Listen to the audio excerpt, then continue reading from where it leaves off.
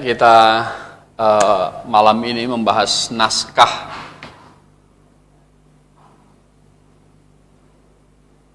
PB. Naskah PB, ya kitab-kitab Perjanjian Baru, kitab Injil, ya surat-surat Paulus, ya, dan surat-surat yang lain yang total jumlahnya sekitar 27.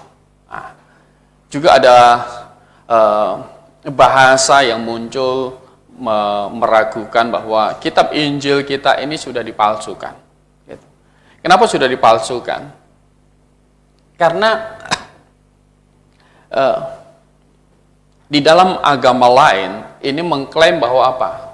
Ada di dalam Injil ada nubuatan tentang nabi mereka. Gitu. Ada nubuatan tentang nabi mereka. Tetapi ketika kita membaca dari kitab Injil, keseluruhan kitab Injil, kita tidak menemukan nubuatan itu. Gitu.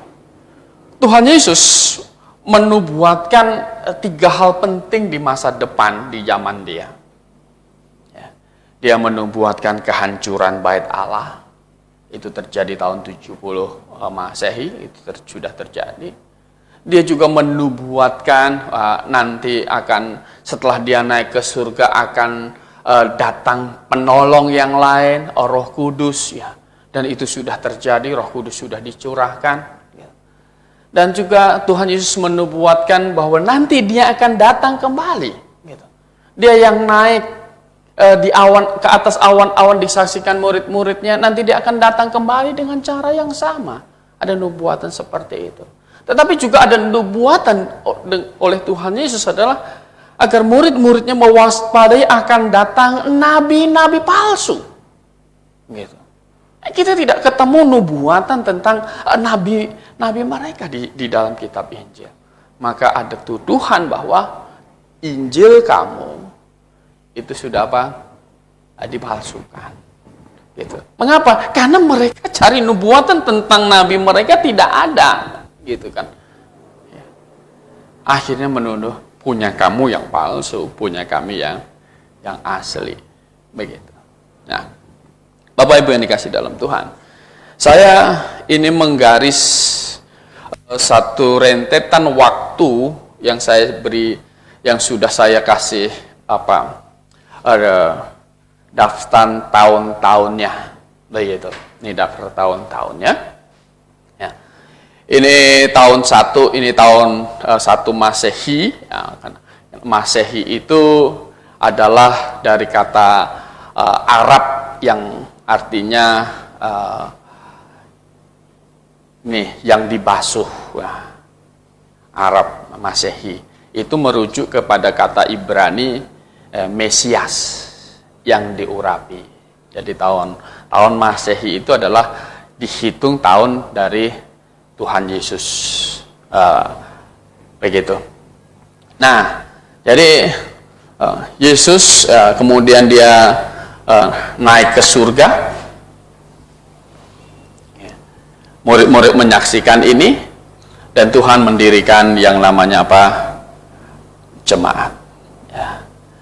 Jemaat didirikan. Ada banyak jemaat didirikan di berbagai kota, didirikan jemaat. Baik oleh Rasul Paulus maupun oleh rasul-rasul yang lain maupun oleh penginjil-penginjil yang lain itu sudah diberitakan Injil, ya. Kemudian mereka sudah banyak berdiri, ya. Dan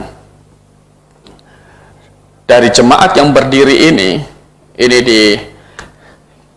dari abad pertama ini pasca kenaikan Tuhan Yesus, ini sudah banyak jemaat berdiri, ya. Sudah banyak jemaat berdiri. Dan jemaat yang berdiri ini dikirimi surat-surat oleh para rasul, gitu. Dikirimi surat oleh para rasul, dan rasul sendiri ketika menulis surat mereka tahu bahwa tulisannya itu adalah firman Allah. Ya. Coba kita membuka 1 Tesalonika pasal 2.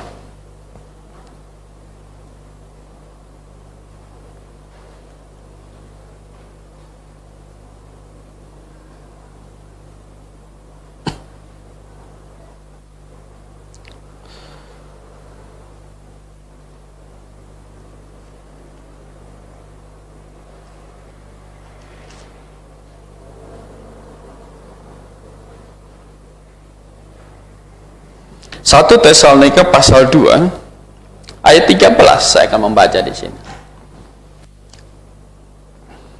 Dan karena itulah kami tidak putus-putusnya mengucap syukur juga kepada Allah, sebab kamu telah menerima firman Allah yang kami beritakan.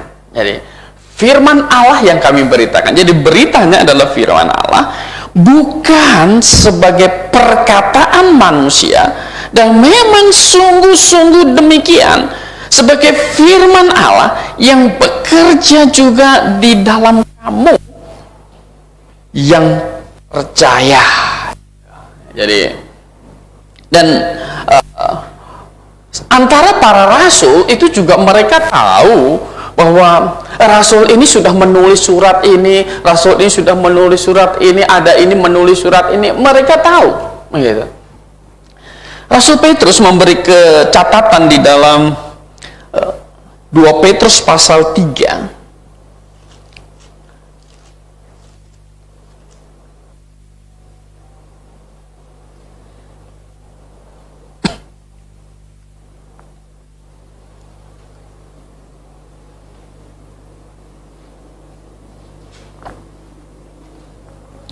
2 Petrus pasal 3, saya membaca ayat 15 dan 16.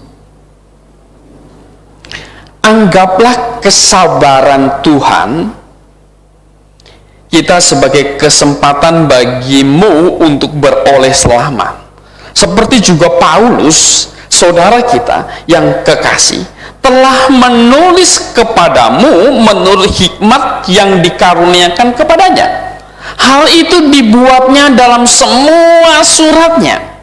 Apabila ia berbicara tentang perkara-perkara ini, dalam surat-suratnya itu ada hal-hal yang sukar difahami, sehingga orang-orang yang tidak memahami dan yang tidak teguh imannya memutarbalikkannya menjadi kebinasaan mereka sendiri. Sama seperti yang juga mereka buat dengan tulisan-tulisan yang lain. Jadi Petrus tahu Paulus menulis banyak surat, gitu kan. Petrus juga tahu orang-orang lain menulis surat yang diilhamkan, gitu. Petrus sudah membacanya, maka Petrus memberi kesaksian bahwa surat-surat Paulus itu walaupun susah dipahami, gitu kan. Jadi dia memberi kesaksian itu. Dia tahu ada surat. Paulus menulis surat ke Korintus, Paulus menulis surat ke Roma, Paulus menulis surat ke Ibrani. Dia tahu. Begitu. Jadi rasul-rasul mereka saling tahu. Gitu. Jadi Bapak Ibu yang dikasih dalam Tuhan, maka abad pertama ini, abad pertama, gitu, itu kita sebut sebagai masa penulisan. Gitu. Karena di abad pertama ini semua rasul masih hidup.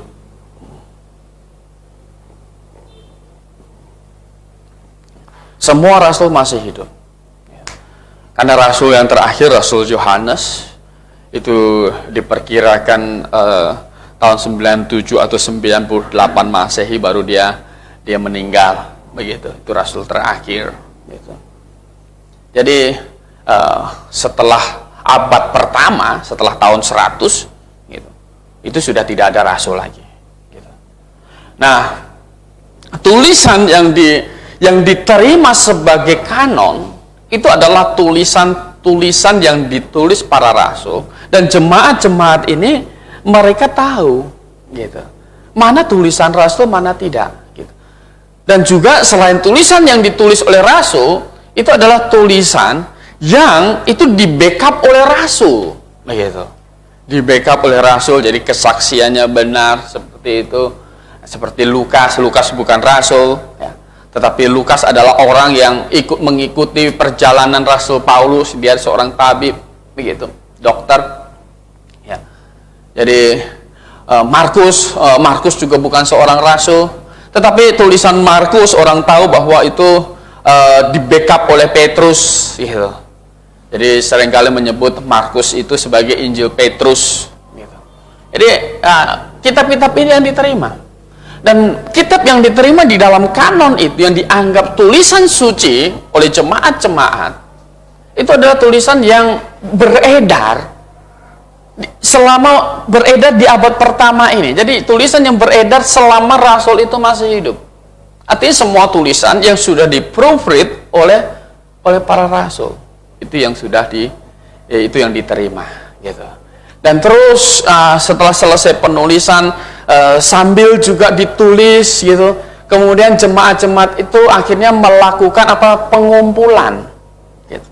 Jadi proses pengkanonan menjadi 27 kitab itu adalah proses yang alamiah gitu. Proses alamiah jemaat tukar. Misalnya yang di Korintus tahu dia dapat surat dari Rasul Paulus gitu kan. Jemaat Galatia dapat surat dari Galatia, kemudian ada perkunjungan dan lain sebagainya, sehingga yang di Korintus disalin oleh orang Galatia, yang di Galatia menyalin orang yang di Korintus. Jadi ada pengumpulan begitu. Kalau kita membaca di Kolose pasal 4 ayat 16,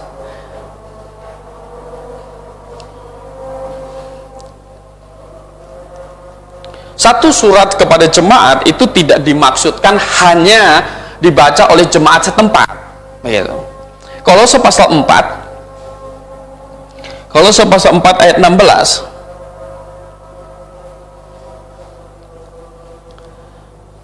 Dari ayat 15 saya membaca, sampaikan salam kami kepada saudara di Laodikia, juga kepada Nimfa dan jemaat yang ada di rumahnya.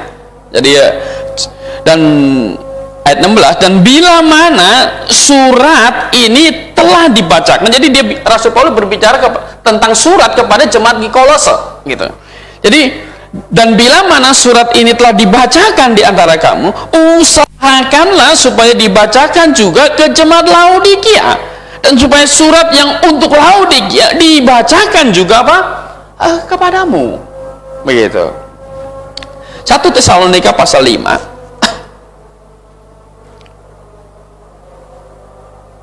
ayat 27. 1 Tesalonika pasal 5 ayat 27. Demi nama Tuhan, aku minta dengan sangat kepadamu supaya surat ini, berarti 1 Tesalonika ini, dibacakan kepada semua saudara. Jadi ada pengumpulan dari surat-surat Rasul ini adalah ada pertukaran begini. Ya. Jadi secara alamiah jemaat itu bertukar-tukar surat-surat kiriman yang mereka punya, gitu. Yang Galatia nyalin yang di Korintus, yang di Efesus, gitu kan. Mereka pada salin-salin, gitu. Sehingga gembala-gembala jemaat, gitu.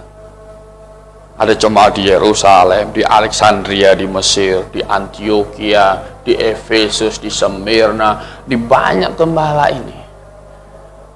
Mereka tahu, gitu, mana tulisan yang diilhamkan dan mana tulisan yang tidak. Gitu. Dan bahkan pada abad kedua, gitu, pada abad kedua, kita berkata abad kedua. Nah, banyak kesaksian dari para gembala sidang itu. Mereka bersaksi tentang tulisan-tulisan ini. Saya kutipkan beberapa.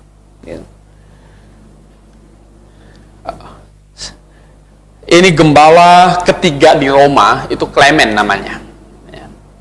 Jadi gembala ketiga di kota Roma namanya Clement, itu akhir abad pertama. Ya, dia akhir abad pertama. Dia menulis surat dari Roma, dia menulis surat kepada jemaat di Korintus, si Clement ini. Jadi gembala di Roma menulis surat kepada jemaat di Korintus, bunyinya begini kira-kira. periksalah surat yang ditulis Paulus, rasul yang diberkati, apa yang mula-mula dia tulis kepadamu ketika dia baru saja mulai memberitakan Injil.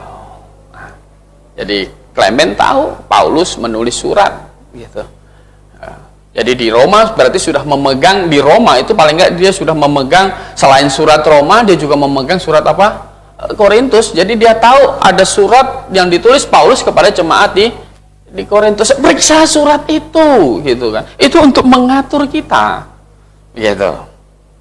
Itu Clement di akhir abad pertama.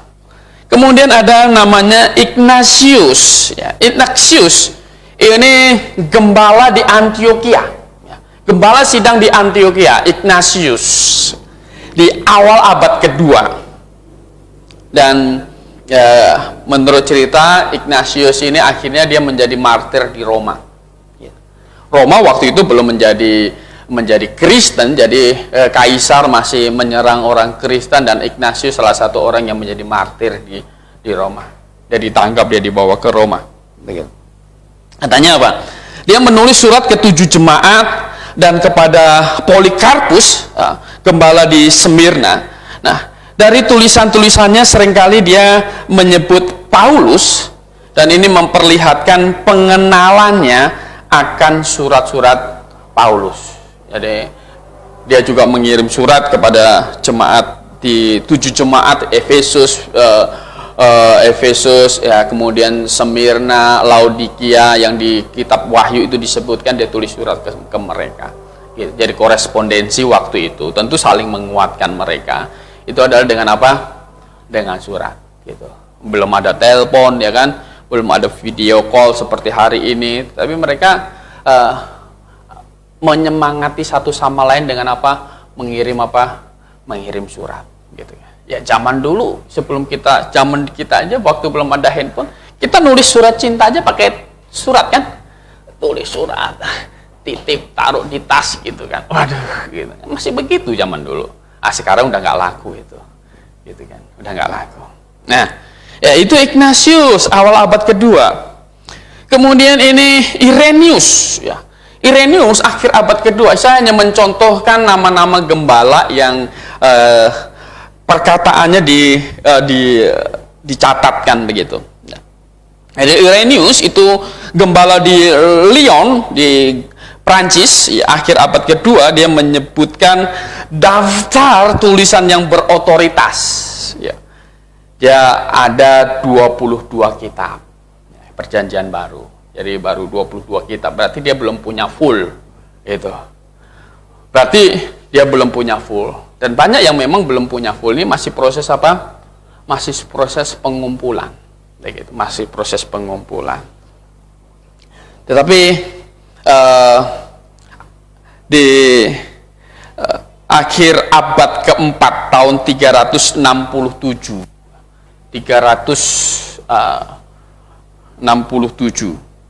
itu seorang gembala bernama Athanasius. Itu dia juga gembala di Alexandria di Mesir. Dia memberikan daftar tulisan kanon itu 27 kitab seperti yang kita pakai hari ini gitu. Jadi di dalam surat Paskahnya dia berkata begini. Maka dalam perjanjian lama terdapat 22 kitab. Jadi orang Kristen memang sudah mengakui kitab perjanjian lama secara keseluruhan sesuai dengan yang punya Yahudi itu adalah menjadi kitab suci kita. Nah, jadi, karena seperti pernah ku dengar disampaikan bahwa inilah jumlah huruf orang Ibrani, urutan dan namanya sebagai berikut. Nah, dia sebutkan semua kitab perjanjian lama, dia sebutkan. Begitu. Kemudian bicara tentang perjanjian baru, lagi pula tidak sukar menyebutkan perjanjian baru. Jadi Athanasius dalam surat Paskahnya dia berkata seperti itu. Jadi tidak sukar menyebutkan perjanjian baru. Terdapat 4 Injil menurut Matius, Markus, Lukas, Yohanes. Jadi dia menyebutkan 4 Injil seperti yang kita pegang hari ini. Injil menurut Markus, Injil menurut Matius, Injil menurut Lukas, dan Injil menurut Yohanes. Berikutnya kisah para rasul dan surat-surat 7 atau surat-surat umum, itu Yakobus katanya, dari Yakobus, dari Yohanes 3, setelah itu 1 dari Yudas, ditambah ada 14 surat dari Paulus, pertama kepada Roma, lalu 2 kepada Korintus, jadi 1 dan Korintus maksudnya, dan dia sebutkan semuanya dengan tambahan di samping itu Wahyu kepada Yohanes, dan total jumlah kitabnya itu adalah 27 kitab. Jadi para gembala-gembala setelah pengumpulan begitu, memang akhirnya mereka mendapatkan 27 kitab ini yang dianggap sebagai, yang diterima jemaat sebagai apa? Sebagai kanon, sebagai tulisan yang diilhamkan. Begitu. Nah, kemudian ini sejarah. 313 kita sudah singgung di pertemuan yang lalu bahwa tahun 313 ini dikeluarkanlah Edik Milano. Jadi yang tadinya kekristenan itu digencet, sekarang kekristenan itu diterima, dimasukkan menjadi agama negara Roma. Maka jadilah yang disebut Gereja Roma Raya atau Roma Katolik. Nah, Gereja Roma Raya atau Gereja Roma Katolik ini adalah gereja Roma yang diterima oleh kaisar sebagai agama negara. Jadilah gereja yang di Roma itu menjadi agama negara Roma. Kaisar menjadi berperan penting di dalam gereja. Tadinya kaisar, kekaisaran Roma menganiaya orang Kristen. Ada penganiaya yang sengit yang diterima orang Kristen oleh kaisar, sekarang tidak lagi. Nah, jadi gereja agama negara Roma ini itu akhirnya terus bikin apa? Bikin konseli mereka, bikin konseli. Untuk apa? Untuk menyamakan doktrin, gitu. Untuk menyamakan doktrin. Maka ada pengakuan-pengakuan iman. Kemarin kita sudah sebut bahwa pengakuan iman rasuli itu kemudian dirumuskan di dalam konsili Nisea, maksudnya dipatenkan, gitu. Dan yang tidak mau ngaku ini dikutuk, terkutuk. Begitu. Artinya menjadi musuh negara, gitu, menjadi musuh negara. Nah, kenapa? Karena ada waktu itu pergolakan ajaran-ajaran yang mengatakan bahwa apa? Yesus itu bukan Allah, gitu. Maka konsili Nisea ini supaya bikin jelas, kaisar mau yang mana sih yang benar kita putuskan, gitu, kayak bikin undang-undang gitu. Jadi iman orang itu diatur kayak bikin undang-undang, kamu harus percaya ini ya, gitu. Itulah konseli-konseli itu. Nah, ada banyak konseli. Nah, konseli tahun 63, kalau 325 itu kan di Nisea. Yang 363 ini konseli di Laodikia. Nah, konseli di Laodikia ini memang menetapkan 27 kitab kanon, Perjanjian Baru. Jadi daftar list dari Athanasius tadi itu menjadi daftar kanon, gitu, sama, gitu. Mesti dipahami bahwa saya ini hanya kutipkan sebagian saja, gitu. Ada banyak gereja, ada banyak gembala sudah sebelum ini diketok oleh kaisar begitu, itu sudah kanon ini sudah fake, memang hanya 27. Konsili ini hanya bikin ketetapan seragam yang menolak menjadi musuh negara. Gitu. Jadi setelah ada konsili ini, kamu yang berbeda dengan gereja negara Roma terkutuk. Gitu. Sejak 313 ini. Begitu. Nah, kemudian 397 itu ada konsili di Kartago. Ini konsili ini didorong oleh seorang tokoh yang bernama Agustinus dan mendorong akhirnya juga menetapkan 27 kitab perjanjian baru ini. Gitu. Ya, jadi ini konsili ini hanya menetapkan yang sudah diterima sebenarnya. Ya, jadi bukan 27 kitab ini ditentukan di dalam rapat, bukan. Tapi mereka ini hanya menentukan. Tidak semua jemaat ikut. Gitu. Tidak semua gembala-gembala ikut di dalam konsili ini. Tidak semua. Gitu. Ada yang berani melawan kan? Begitu. Ya, samalah di setiap negara ada yang melawan nggak mau, kan gitu kan? Nah, jadi tetapi kelompok yang tidak mau ini biasanya akan teraniaya. Kelompok yang berbeda ini akhirnya teraniaya. Nah, jadi konsili ini yang dibuat oleh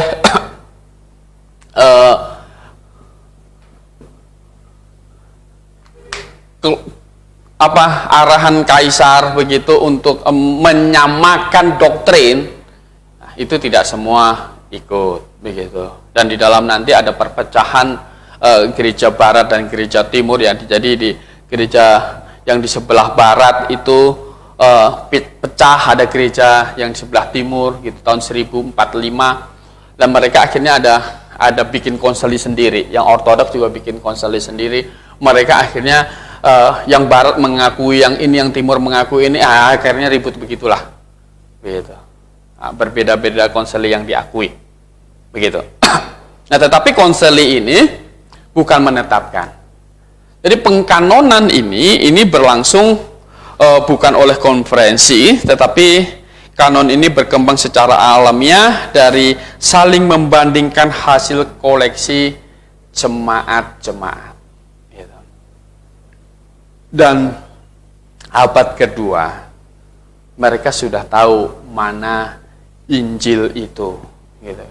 Injil yang dituduh dipalsukan itu. Bahwa Injil Markus, Injil Matius, Injil Markus, Injil Lukas, Injil Yohanes itu sudah ada gitu. Bahkan ada versi-versi Latin yang diterjemahkan diterjemahkan di bahasa Latin, diterjemahkan ke dalam bahasa Syria, itu sudah banyak begitu. Ya, jadi penerjemahan dari bahasa Yunani ke dalam bahasa Latin, ke dalam bahasa Syria itu sudah banyak. Gitu, sudah ada. Jadi jumlahnya sudah tetap, gitu. Jumlahnya sudah tetap dan isinya tidak berubah, gitu. Isinya tidak berubah sampai dengan pengkanonan ini tidak berubah. Saya katakan minggu lalu bahwa tuduhan palsu itu munculnya agama baru di tahun 610, begitu. Yang tadinya sebelumnya tidak ada, tetapi jadi ada. Nah, yang melatar belakangi kenapa pemerintah negara Roma itu bikin konsili-konsili itu, karena apa? Karena memang ada yang begini, pribadi-pribadi yang nyeleneh, gitu. Ada satu orang kaya namanya Marcion, itu meninggal dia tahun 160, berarti akhir abad kedua. Dia bikin kanon sendiri, dia orang kaya. Dia punya kapal, dia pedagang gitu. Anak seorang gembala juga katanya. Dia nyeleneh karena dia kaya, dia bikin kanon sendiri. Gitu waktu itu. Dia bikin kanon, ya. Kanon dia itu waktu itu yang Marcion ini adalah Injilnya cuma satu. Injil Lukas. Gitu. Semua perjanjian lama dia tolak. Mau pakai perjanjian lama, gitu. Dan dia hanya mau pakai satu Injil Lukas sama ini. Semua surat Rasul Paulus yang 14. Yang lain dia tidak mau. Itu. Ini. Jadi ada pribadi-pribadi begitu. Nah, ini ya bikin kaisar panas lah, kan gitu kan. Nah, ini agama apaan gitu kan, mungkin akhirnya dibikin karena ini sudah jadi agama negara, maka supaya jadi satu. Jadi sekali lagi, konsili ini bukanlah konferensi yang menetapkan kanon, tetapi kanon itu ditetapkan karena pertukaran pengumpulan yang alamiah ini. Begitu, yang alamiah ini. Nah, jadi kita abad kedua. Ini kanon 27 kitab. Ini sudah ada, tetapi mungkin tiap-tiap jemaat itu belum lengkap 27-nya, gitu. Pertukarannya belum sampai semua, begitu. Tetapi mereka tahu, misalnya yang di Roma, gitu, ada surat Korintus, Paulus juga menulis surat Galatia. Mungkin dia belum punya yang di Galatia, tetapi dia tahu Paulus menulis surat yang ke Galatia. Walaupun mereka yang di Roma misalnya waktu itu belum pegang, begitu. Ya kondisinya masih begitu. Karena untuk mendapatkan salinan itu mereka harus tulis tangan, salin ulang, seperti itu. Nah, jadi kanon perjanjian baru. Kanon perjanjian baru ada konsili. Nah, kemudian di abad 15, ya, abad 15 ini tahun 1452.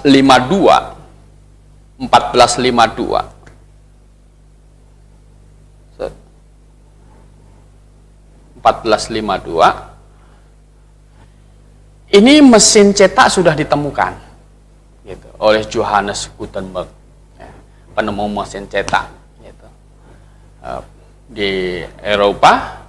Dan kemudian Alkitab yang dicetak pertama itu disebut Alkitabnya Gutenberg. Nah, dicetaklah Alkitab pertama, gitu. Jadi dicetak. Nah, ini yang tadinya salin menyalin, sekarang sudah apa? Sudah dicetak, gitu. Sudah dicetak. Nah, kemudian tahun yang penting lagi 1516. Tahun 1516. Ini seorang bernama Desiderius Erasmus. Itu membuat cetakan kitab perjanjian baru, mengumpulkannya yang dalam bahasa Yunani, gitu. Dan kitab cetakan dia itu disebut TR. Nah, disebut TR, Textus Receptus. Gereja Negara Roma itu punya yang Latin, Vulgate, mereka sudah punya, gitu. Nah, tapi yang Yunani ini Desiderius Erasmus ini kumpulkan yang Yunani, bahasa Yunani, bahasa aslinya, bahasa asli Alkitab Perjanjian Baru dia kumpulkan. Dan hasil pengumpulannya dia yang 27 kitab dalam bahasa Yunani tadi itu disebut Textus Receptus. Artinya apa? Teks yang diterima umum. Artinya kitab editan Desiderius Erasmus ini diterima oleh semua orang Kristen, gitu. Dan kitab dia ini itu juga yang akhirnya memacu reformasi. Memacu reformasi 17 ini reformasi.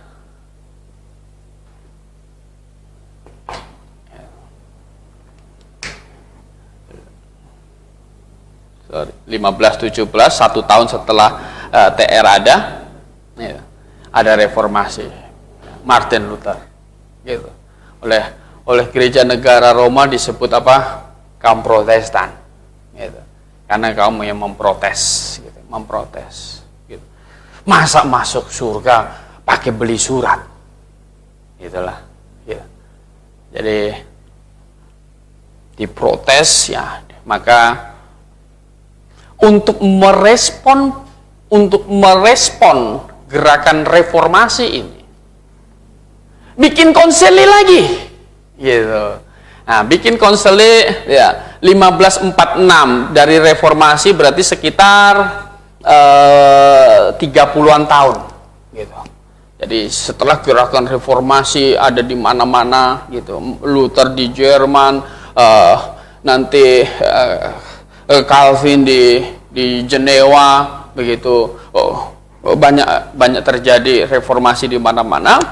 Respon mereka, respon gereja negara Roma ini bikin konsili yang disebut Konsili Trente di kota Trente, ya, Konsili Trente. Maka untuk merespon gerakan reformasi dimasukkannya lah di dalam, kemarin kan ditanya, kenapa jumlah Alkitabnya berbeda? Alkitab di Protestan dan Alkitab di Katolik berbeda. Dimasukkanlah yang disebut Deuterokanonika itu. Kenapa dinamakan Deuterokanonika?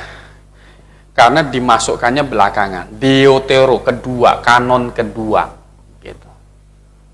Nah, di dalam kitab Deuterokanonika itu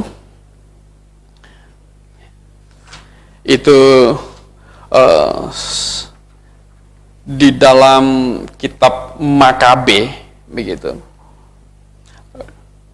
Itu ada cerita praktek mendoakan orang mati, gitu. Nah, itu untuk menjadi pembenaran bahwa orang mati yang sudah dihakimi, gitu, itu masih bisa diubah tempat, gitu, dengan doa-doa kita yang masih hidup. Termasuk juga apa? Dengan surat pengampunan dosa yang dibelikan oleh kita. Gitu. Jadi kalau waktu itu, zaman itu, ya, ketika surat pengampunan dosa indulgensia itu diterbitkan, gitu, itu cara jualnya adalah, kalau kamu mau pasti saudara kamu masuk surga, itu bisa dibeli pakai dengan surat ini. Bayar, begitu. Nah, kemudian itu dia beli amal itu, ya kan? Dia amal, berbuat amal untuk yang sudah mati. Ya, saya beli untuk papa saya ya, gitu. Saya beli untuk itu ya, begitu. Jadi teologi ini juga yang termasuk diprotes oleh gerakan reformasi, begitu.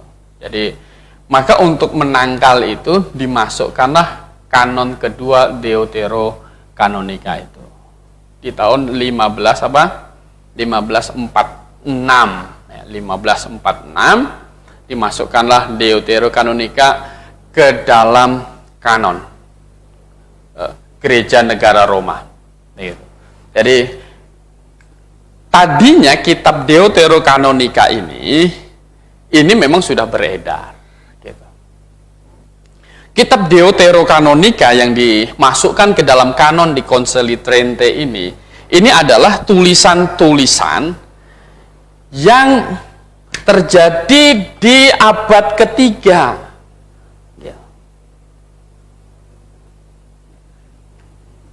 Kalau yang dimasukkan ke dalam gereja Roma Raya ini hanya 12 kitab. Ya. Hanya 12 kitab. Tetapi sebenarnya ada banyak, itu ada banyak. Tapi yang dipilih mereka di dalam Deuterokanonika itu hanya 12. Ya. Itu ada kitab Tobit, kitab Yudit, tambahan Esther, ya, kebijaksanaan Salomo, Sirah, Baruk, surat Yeremia atau tambahan Yeremia, tambahan Daniel. Nah, tambahan Daniel ini ada doa Azaria, temennya apa? Temannya Daniel. Jadi katanya itu berdoa menjadi catatan. Kemudian ada kisah Susana dan Daniel yang ke-9, yang ke-10 itu Daniel dengan Dewa Bel dan naga Babel. kemudian yang ke-11 1 Makabe, dan yang ke-12 itu 2 Makabe. Jadi kitab-kitab ini oleh orang Yahudi itu disebut apokripa. Oleh orang Yahudi disebut apokripa, oleh orang Kristen pada umumnya gitu, itu juga disebut apokripa. Karena apa? Makanya ini munculnya belakangan. Dan di dalam Konsili Trente ini mereka voting di antara gereja di bawah Roma ini, para gembala-gembalanya juga voting. Jadi artinya tidak semuanya setuju juga. Gitu. Kalau tidak salah, itu beda 2 suara. Gitu. Beda 2 suara. Karena di voting, menang yang apa? Lebih banyak yang mau dimasukkan. Cuma, kalau nggak salah, cuma beda 2 suara. Maka dimasukkah sejak 1546 Trente ini, dimasukkanlah di Heterokanonika, dan yang tidak setuju kena kutuk. Begitu. Nah, maka ada pertentangan terus antara Protestan dan apa? Gerakan reformasi. Dan sebenarnya gerakan yang tidak bergabung, termasuk gerakan baptis, itu juga sudah apa? Bertentangan. Banyak gembala baptis yang memang tidak bergabung ke dalam gereja negara Roma ini. Gitu. Karena tidak mau bergabung, kelompok baptis ini, ya kan, tidak mau bergabung dengan segala macam kebijakan konsili-konsili ini, maka muncullah kelompok yang disebut Anabaptis. Kenapa Anabaptis? Karena kalau kelompok lain masuk ke gereja mereka itu yang sudah dibaptis bayi masuk kepada mereka dibaptis kembali, dianggaplah oleh gereja yang membaptis bayi itu baptis ulang. Gitu. Bayi waktu pertama dibaptis oleh mereka, kok dewasa dibaptis lagi oleh kamu? Nah, jadi setelah percaya dibaptis lagi, maka kelompok yang membaptis setelah percaya ini disebut oleh kelompok baptis bayi sebagai kelompok Anabaptis. Begitu. Nah, itu sejarahnya. Tetapi mengenai kanon gitu, 27 kitab ini tidak berubah. Ini diterjemahkan ke dalam bukan diterjemahkan, dikumpulkan naskah-naskah dalam bahasa Yunani, maka dikumpulkanlah 27 kitab itu, jadilah Textus Receptus ini. Gitu. Jadi Textus Receptus seperti yang kita pegang tidak berubah. Nah, yang menjadi dasar tahun 1611 ini Raja James menyuruh mereka menerjemahkan ke dalam bahasa Inggris, maka Alkitabnya itu King James Version, ya, KJV. Ya, KJV ini di dalam versi Inggrisnya ini disebut AV, Authorized Version, versi yang berotoritas. Ya. Dan perjanjian baru dari KJV ini diambil dari Textus Receptus. Jadi Textus Receptus itu teks yang sudah diterima umum. Ini sudah bentuk cetakan, gitu. Textus Receptus ini sudah bentuk cetakan karena mesin cetakan sudah ditemukan. Ya.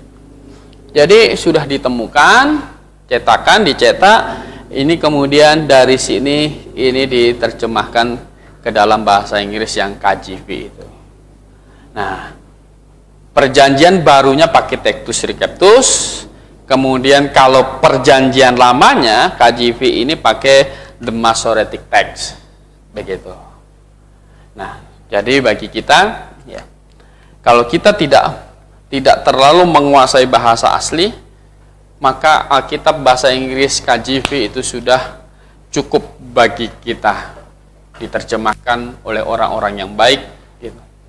Dan rata-rata gereja-gereja fundamentalis itu memegang KJV di dalam teks bahasa Inggris mereka, begitu. Ya, jadi tidak ada perubahan sebenarnya. Injil di dalam Textus Receptus dengan Injil yang disebut Athanasius, dengan Injil yang disebut oleh Clement, itu memang tidak ada perubahan.